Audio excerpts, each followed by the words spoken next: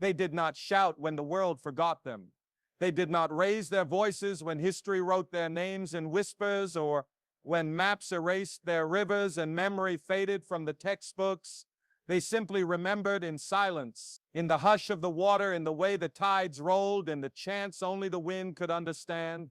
The Efik people kept their story. They were not loud because they had already been loud once when they built a kingdom from rivers, when they shaped trade routes from their canoes, when they turned mangrove swamps into empires, long before colonial pens redrew borders and called their lands resources, long before slavery ships anchored in the Gulf of Guinea with hunger in their hulls.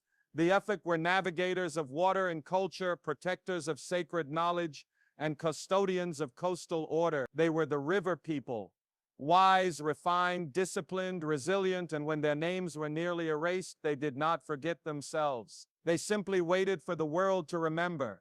The Efik Empire was never accidental. It rose on the shoulders of strategy, maritime brilliance, and diplomacy rooted in ancestral ethics. These were people who understood the river not just as a body of water, but as a living passage between worlds. Their canoes carried more than palm oil, ivory, and goods. They carried stories, lineage, spiritual codes. The Efik society, with its deep symbolism, masked truths within layers of secrecy that still elude outsiders. Their language wasn't just spoken, it was performed, chanted, protected. When they danced, it wasn't for entertainment, it was encoded remembrance. The Efik knew power wasn't in domination, but in order, and they created a system of governance, culture, and trade that made them one of West Africa's most advanced civilizations. But greatness is often dangerous to those who profit from ignorance. So when the empire was stripped, when missionaries rewrote their values, when colonialism painted them as primitive, the Efik did what empires must do to survive. They adapted. Adaptation doesn't mean surrender, it means transformation. When the British came with their creeds and contracts, the Efik signed but not blindly. They observed, they translated, they bent the rules without breaking their core. Their scribes learned English, but their elders whispered the truth in Efik under the moonlight. They wore Western clothes when required, but their hearts still beat to the sound of the drum. They allowed their cities to change shape, but their spirits never left the river. And in this quiet resistance, the Efik remained intact beneath the surface. It is easy to look at silence and mistake it for defeat, but the silence of a river is not weakness. It is depth. It is strength below the surface waiting for the right time to rise. So while textbooks focused on Ashanti, Zulu, and Mali, the Efik watched. While the world shouted the names of kings who fought with swords, they honored the ones who ruled with wisdom. They remembered Ayohanesty II and other leaders whose names rarely appear in mainstream narrative. They remembered how their port cities once welcomed ships from Portugal, Spain, Britain, not as slaves but as diplomats, negotiators, and traders. They remembered the price they paid when those relationships turned sour. They remembered the betrayal when commerce became conquest and when allies became masters. But they did not allow that betrayal to define them. They endured. They carried on. They kept their Efik society alive even when Christianity told them to abandon it. They kept their language breathing even when government policy tried to silence it. They built schools, wrote books, trained lawyers, raised generations of thinkers who remembered without bitterness but with clarity. And that clarity is rising again. Today, as young people of the diaspora trace their DNA and discover Calabar in their veins, they ask, why did no one tell us about the Efik?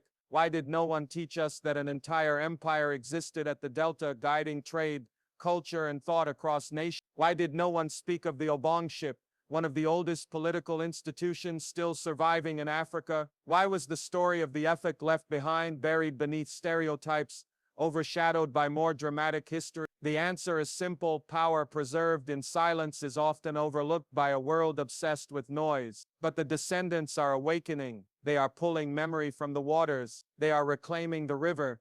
To reclaim doesn't mean to start over. It means to recognize what was never truly lost. The Efik didn't disappear. They were hidden beneath colonial narrative. They were rewritten in accents that didn't understand their tones. They were covered, not erased. And now their story is emerging through the voices of scholars, artists, musicians, and children who feel the pull of something ancient inside them. They are learning that their ancestors didn't just survive slavery. They negotiated their way through. They weren't just victims, they were strategists, linguists, visionaries. The Efik didn't collapse. They shifted. They gave the world Efik names, Efik recipes, Efik cloth, Efik rhythm, and they never asked for credit. They asked only to remain whole. But wholeness requires truth. And the truth is that colonialism didn't just steal labor, it stole memory. It replaced community with confusion, self-knowledge with shame, tradition with textbooks that left entire empires out. So when an Efik child is told their language doesn't matter, that their ancestors were tribal and uncivilized, they're not just being misled, they're being robbed. And the recovery must begin not only with celebration but with education. Because memory isn't just for pride, it's for power. You cannot build the future if you don't know the strength of your foundation. And the Efik foundation is granite, carved in silence, polished by water, rooted in truth. In the diaspora, many walk unknowingly with Efik blood. They speak English but dream in a rhythm they can't quite explain. They feel connected to rivers, drawn to ceremonies, pulled toward languages they never learned but somehow understand. That is the inheritance working in the background. That is the legacy whispering across time. And now it demands recognition, not just for the sake of the past but for the future, because we live in a world trying to find itself again, a world searching for wisdom, for unity, for cultural truth that goes deeper than flags and national borders. The Efik have always known what the world is now remembering, that power without order is chaos, that tradition without love is tyranny, that silence is not absence, it is protection. They protected themselves, they waited, and now the story returns. The rivers still flow, the canoes still glide, the drums still speak, the elders still teach, the language still holds the codes, and the empire that was once called forgotten now rises, not with swords or shouts, but with calm truth and dignified clarity. The Efik were never erased. They were only waiting for us to listen closely enough to hear the river speak, and now we must respond, not with pity or panic, but with purpose, because remembering the Efik is not only about honoring the past, it is about reclaiming the present. It is about standing in the truth, that we were always more than what they wrote about us. We were architects of identity, shapers of systems, guardians of harmony, and that truth carried in silence for generations is now being sung again, not for revenge, but for return, for reconnection, for rightful place in the story of who we are. The Efik still remember. Now we must remember with them. They walk through Calabar, today unaware that the ground beneath their feet once held the weight of empires. Not just of men and crowns, but of intricate diplomacy, layered wisdom, and power shaped not by conquest, but by negotiation, culture, and intelligence. When the history of African greatness is recited, too often Calabar is left out, reduced to a port in the slave trade, stripped of its sovereign dignity, and remembered only through the lens of European contact. But before foreign flags ever flew in its skies, before treaties twisted into tools of control, Calabar was a capital, not of chaos or fragmentation, but of structure, protocol, and national leadership. It was the political heart of the Efik people, and through them, it became a nerve center for a broad network of influence that extended far beyond the Niger Delta. What they governed was more than territory, they governed ideas, and their memory deserves more than silence. The Efik were never provincial, they were deliberate. Their leadership was calculated, built around institutions that understood balance, lineage, succession, spiritual code, and civil responsibility. Calabar was not just a city, it was the embodiment of how a river people could organize complexity into harmony. The Obongship, the traditional monarchy of the Efik, operated with a sophistication that rivaled many European crowns. It involved selection councils, eligibility rights, spiritual vetting, and public approval. It was not random, it was rooted. It was an institution that knew power must be earned through legacy and maintained through justice. But few outside of Calabar were ever taught that the Obong's voice was not just ceremonial, it was strategic. He was a key negotiator with Europeans. He was a guardian of the Ekpe society. He was a living bridge between the sacred and the sick. What the world often forgets is that Calabar once received European ships, not as a subordinate, but as a sovereign equal in discussion. Portuguese, Dutch, and later British envoys arrived with goods and ambitions, and they were met with intelligence and order. Efik diplomats negotiated trade agreements, balanced shifting alliances, and even regulated behavior through encoded customs enforced by the Ekpe society. They maintained stability not by mimicry, but by mastery. They understood the weight of language, the power of symbolism, and the necessity of balance in leadership. These were not tribal chiefs fumbling through foreign contact. These were statesmen. These were visionaries. Yet colonialism's great weapon was always misrepresentation. The British especially sought to reduce African political systems to caricatures, either as despotic tyrannies or primitive councils, so that their intervention could be seen as necessary, even benevolent. Calabar, with all its political structure and historical legitimacy, threatened that narrative. So its role was rewritten, its titles dismissed, and its systems folded into colonial governance. The Obongship continued, but under restricted parameters. The language of governance was turned foreign. The capital's identity was overwritten with new definitions of order that ignored the ones that had already existed. What they couldn't destroy, they attempted to redefine. Still, Calabar held on, in rituals passed down, in royal lineages carefully preserved, in ceremonies that outlived the empire that tried to suppress them, in documents, correspondence, legal records, and the oral memory of its people. The truth was always there for anyone willing to look beyond the surface. Calabar had once hosted some of the first schools in Nigeria, produced some of the first Western-educated Africans, built a system where religion and tradition found common ground without surrender. The Efik were not simply adapting to colonial presence, they were recalibrating it to preserve their essence. The city that stood between river and sea became a threshold where two worlds collided, but the soul of Calabar remained. Now, in a time where African identity is being rediscovered and reconstructed by its children across the world, the restoration of Calabar's place as a capital is no longer optional, it's necessary, because this city doesn't just represent a dot on a map. It represents a blueprint for how African leadership looked before distortion. It represents what governance rooted in both spiritual wisdom and civic logic once was. It shows us that empires weren't always built with swords. Some were built with silence, order, discipline, and cultural memory. The Efik's political structure was not less than it was different from Western models,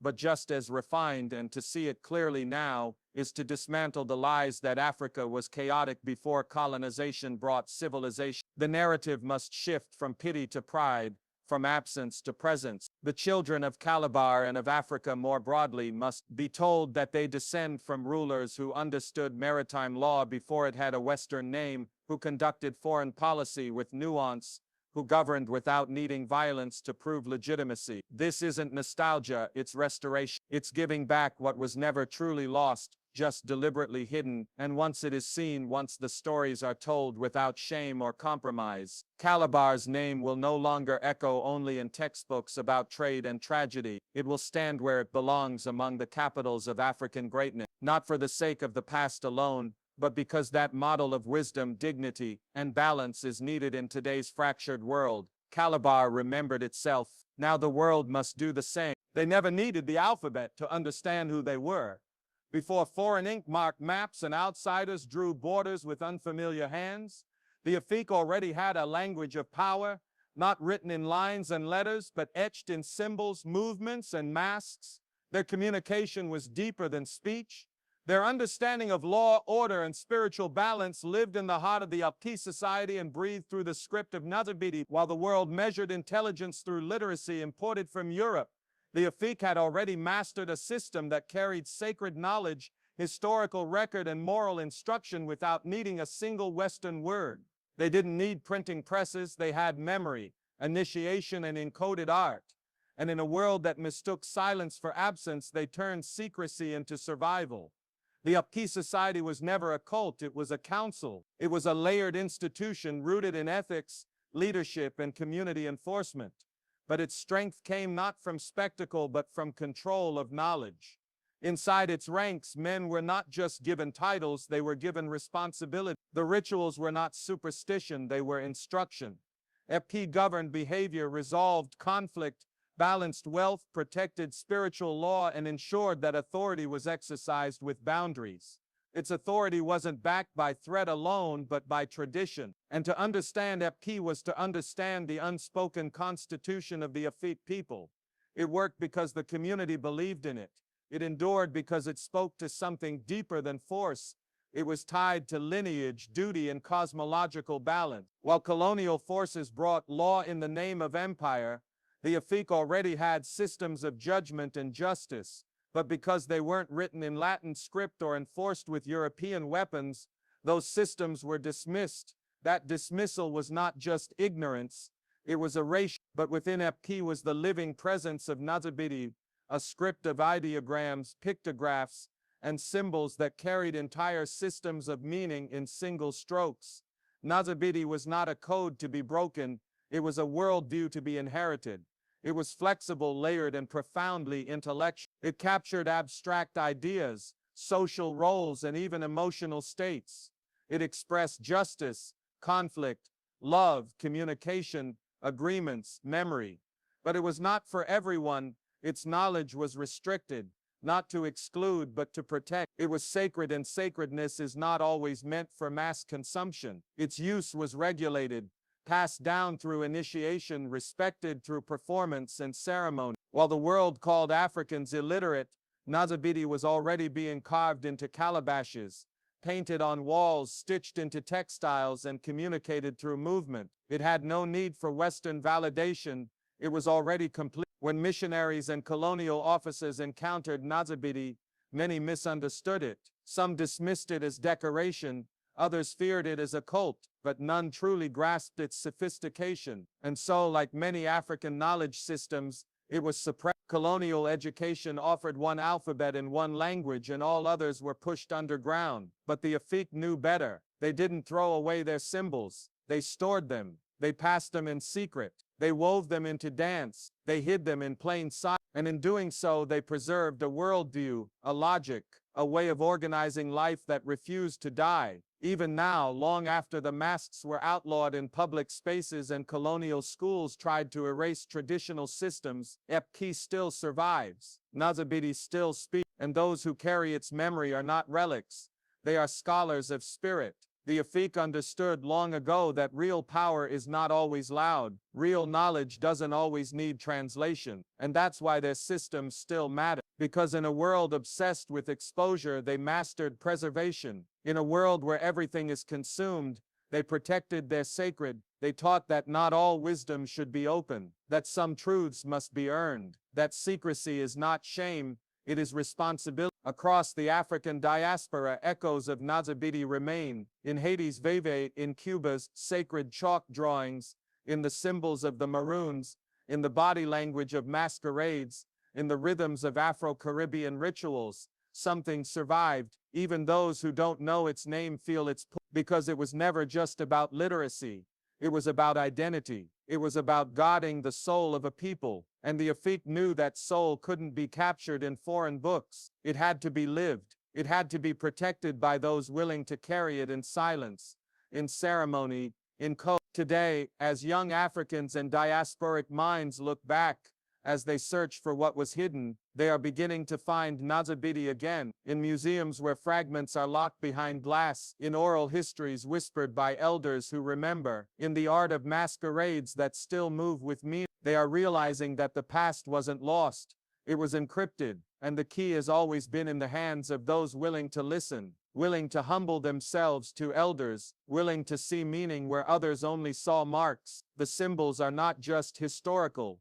They are revolutionary, because they prove that African systems of knowledge were never inferior. They were sophisticated, multidimensional, and profoundly human. To study Nsibidi and understand Ekpe is not simply to learn about the past, it's to engage with an entire philosophy of living. It's to reconnect with a system that saw law as spiritual, leadership as earned, and knowledge as sacred. It's to acknowledge that African civilizations didn't need saving.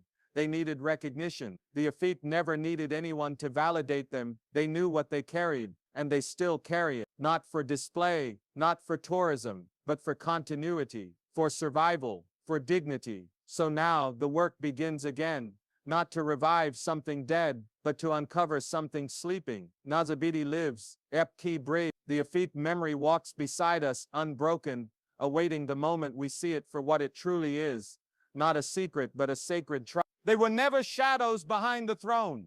They were the ones who shaped the room before the throne was carved. They held the wisdom of tides in their hands, moved markets with their presence, and carried the spirituals of the land in their blood. The women of the Efik were not afterthoughts in their society. They were pillars, voices, protectors, creators, and leaders in a culture too often flattened by foreign narratives that could only see power through masculine symbols. But in the Delta, power flowed differently. It moved like water, circling, carrying, cleansing, and returning. And women were its channels.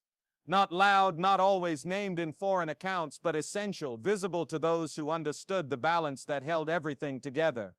Efik women were not simply mothers in the domestic sense. They were mothers of continuity. They passed on language, ritual, and memory. In a society where the spiritual world touched every corner of life, they were often the keepers of sacred cycles.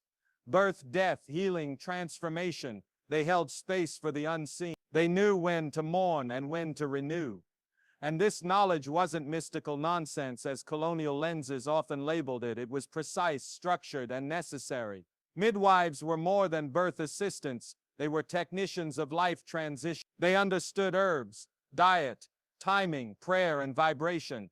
They ensured not just physical safety, but spiritual alignment. The child did not just enter the world, it entered a network of meanings. That introduction had to be done right, and only the women knew how to do it. In trade, they were equally present. Long before any foreign ship anchored in Calabar, Efik women were part of local and regional economies. They sold, bartered, calculated, and negotiated. They moved between villages, across waters, through markets with clarity and confidence. They knew the worth of palm oil before the world priced it. They recognized value not just in currency, but in relationships, timing, and honor. They didn't need an accountant. They were the accountant. With cloth tied around their waists and baskets balanced on their heads, they were moving vaults of knowledge and capital. And when Europeans arrived, thinking they'd teach Africans how to trade, they encountered women who already knew how to work margins, negotiate terms, and measure work. The problem wasn't their competence, it was that the colonial gaze refused to see women as serious agents. So they wrote them out. But the communities never did. Within the family, their voice was law. Elders were not just men. Matriarchs held authority that didn't need shouting. They settled disputes. They defined what respect looked like. They remembered names, stories, lineages, obligations. And through storytelling, they built the emotional memory of the tribe. You could build a structure with bricks, but only a woman could build the spirit of a home. When children went astray, it was a grandmother who spoke truth, not with force, but with weight. Her words held memory, her hands held healing, her presence was never background, it was central. Efik women also led in religion, though not always from pulpits or altars. Their rituals were rhythmic, grounded in repetition, season, and community participation. They danced not to entertain, but to mark sacred transitions. Their songs weren't melodies, they were invocations. The way they braided hair, dressed bodies, moved through ceremonies, every action was layered with purpose. Even in grief, they performed a role. Mourning wasn't passive, it was a right. They cried not just for loss, but to cleanse space, to announce transition, to hold the balance of energy between the living and the dead. Their wailing was a message to the ancestors, a spiritual announcement that something had changed and the community was responding. What makes their legacy even more profound is the way they preserved all of this under pressure. When foreign missionaries taught that their practices were backward, they didn't argue, they translated. When new religions dismissed their rituals, they reshaped them to live inside the new language. They shifted but didn't surrender. They hid wisdom in plain sight. The head wrap became sacred geometry. The lullaby became encoded history. The cooking pot became a vessel of resistance. Nothing they did was ever just practical. It was symbolic. And this ability to adapt without erasure is why their influence still flows through Efik society today, even when it goes unnamed. Modern narratives often struggle to place African women in positions of ancient power without reducing them to queens or heroines in the Western sense. But Efik women defy those limitations. They didn't need thrones to rule. They ruled from courtyards, from kitchens, from market stalls, from riverbanks. They held respect not through force but through consistency. presence, and sacred alignment with their role in the community. Their power was not performance, it was being. It was the daily decision to carry the old ways forward without apology. Now, as the diaspora seeks to reclaim identity, there is a need to restore the image of the Efik woman,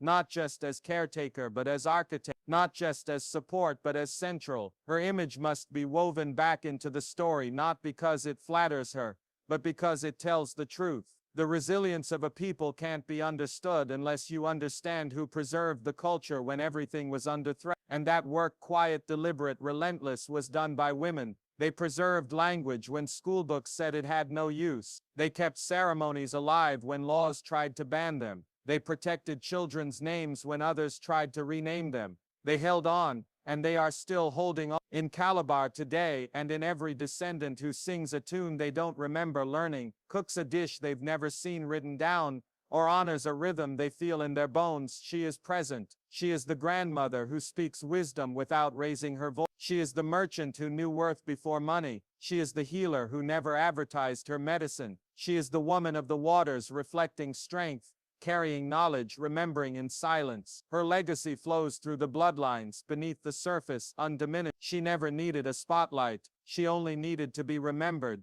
And now they were often described in fragments, their role reduced to footnotes in maritime logs and colonial archives that misunderstood them on purpose. They were painted as passive middlemen in a violent trade, or worse, as collaborators in their own undoing. But such descriptions flatten the truth and ignore the deeper complexities of a people navigating not only the rivers of their homeland, but also the tides of history shifting violently around them. The Efik were never simply part of the slave trade. They were navigating an unfolding global crisis with the tools available to them. They were not puppets. They were tacticians. The world was changing violently and without warning, and the Efik did what many civilizations have done in moments of existential upheaval. They adapted to survive, but they adapted with vision, with layered diplomacy, and with a cultural framework that prioritized continuity over collapse. Long before the arrival of Europeans, the Efik were deeply embedded in a regional system of commerce and culture that extended far inland and across coasts. They understood trade not as exploitation, but as mutual benefit. They were water people born into a landscape of currents, estuaries, mangroves, and tides. Their survival required knowledge of nature's timing and discipline. That same skill carried into their diplomacy. When European ships first appeared on their shores, they did not come to enslave, they came to do business. And the Efik, recognizing the value and danger in these new interactions, responded with sharp intelligence. They negotiated, regulated, and established codes of conduct for interaction. They were not powerless. They were positioned, and they made decisions not out of ignorance, but from a calculated understanding of what might preserve their society in the face of an unstoppable global force. The narrative that casts them solely as brokers of human suffering misses this context. It misses the fact that their economic system, their religious order, and their political alliances were all affected by foreign demand, military threats, and technological imbalance. It ignores that colonial expansion was not announced politely. It was imposed through deception, manipulation, and brute force when resistance was too strong. The Efik faced choices in a world that offered no good option, but they chose again and again to preserve what they could of their culture, their language, and their autonomy, even as the tides turned against them. They were not simply economic actors, they were cultural architects. Amid foreign intrusion, they built institutions that maintained identity and order. Their use of the Efik society was not just spiritual, it was legal, social, and political. It created a system of accountability that even outsiders had to respect. Their insistence on continuing traditional festivals, on speaking their own language, on passing down oral histories, these were not trivial acts. They were resistance, carefully hidden beneath the visible structures of trade and foreign engagement. Even when missionaries attempted to reshape their worldview, even when British officials attempted to restrict their authority, the Efik adjusted the outer image without erasing the inner. They preserved core principles, encoded practices within new languages, and ensured that their children grew up knowing who they were, even when the world tried to convince them otherwise. There is a misconception that the African societies involved in European trade were merely responding to greed or opportunism. This is a shallow view that ignores the broader violence of global capitalism and colonization. The Efik had to survive within a system they did not create, but which quickly enveloped them. They did so not through blind acceptance, but through strategies of deflection, negotiation, and cultural preservation. They used their knowledge of regional networks, their maritime advantage, and their spiritual systems to maintain leverage for as long as they could. They walked a narrow path between annihilation and autonomy, constantly recalibrating as circumstances change. This is not complicity, it is survival under pressure. Even in the most difficult eras, they were not static. They evolved. They trained scribes. They opened schools. They documented their law. They sent their sons abroad to learn foreign languages, not to become foreign, but to understand the tools of those who threatened them. They wrote letters to British officials, sent envoys to London, and recorded their history. And throughout, they kept the Ekpe drum beating, the Nsibidi symbols flowing, the sacred rites moving across generations. This duality, engaging with the modern world while holding on to ancient wisdom, defined their strength. It was never about surrender. It was about protecting the core while managing the external. To speak of the Efik only as agents within the slave trade is to deny them the fullness of their humanity. It is to erase the context, the nuance, the impossible position they were forced to occupy. They were never blind to the consequences of the changing world, but they also never stopped being themselves. They mourned what was lost. They celebrated what remained. They made choices in a storm. And even now their descendants carry that memory, that complexity, that unbroken lineage of negotiation and endurance. The time has come to shift the lens. The Efik were not passive figures in someone else's history. They were authors of their own, sometimes writing in silence, sometimes hiding the script, sometimes performing the memory through rhythm, dress, or ceremony. But the story was always there. It flowed like the river, deep, steady, unbothered by the surface noise. They were never just victims or villains in a global tragedy. They were builders of continuity in a world unraveling at the edges. And in the end, they remained not because they aligned with empire, but because they protected something more important than gold or trade. They protected themselves. They were river warriors, cultural architects, and keepers of a knowledge that could not be drowned. And that truth, long ignored, rises now clear, undeniable, and whole.